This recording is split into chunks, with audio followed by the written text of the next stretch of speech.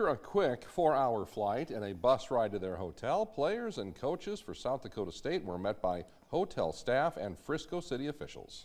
Our Marco, Zach Borg, Adam Huntemer, and Parker Brown in Frisco, Texas for the day today, and they have the latest from there tonight.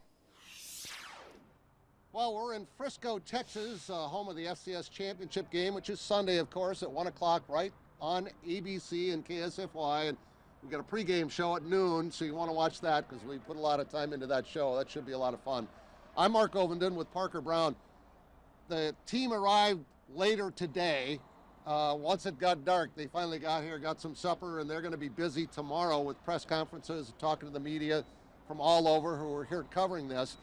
But we spent time today, Zach and I and Hunty spent time at the stadium talking with folks there. You spent time downtown and found out what a booming place Frisco, Texas is.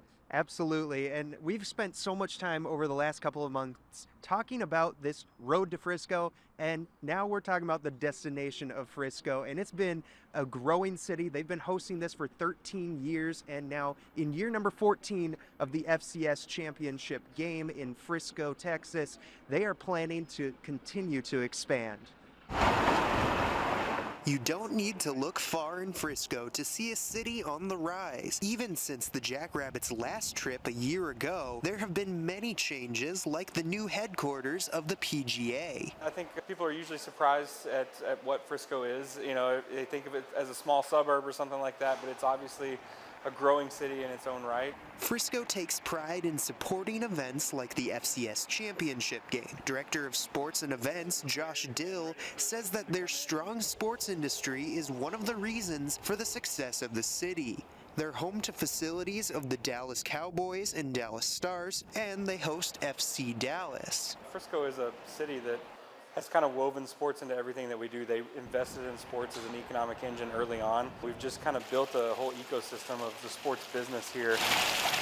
Hosting thousands of fans every year for the game is a tall task, not to mention hosting the teams themselves. They nail down the details of everything from when the team arrives to the conclusion of the game. You know, it's definitely a labor of love. There's Team Frisco spends months putting together all aspects of the game. We get together usually in August and start rehashing last year and figuring out what we can do better. Fans will hopefully see very friendly, welcoming residents, and our businesses are prepared and ready for them to come in.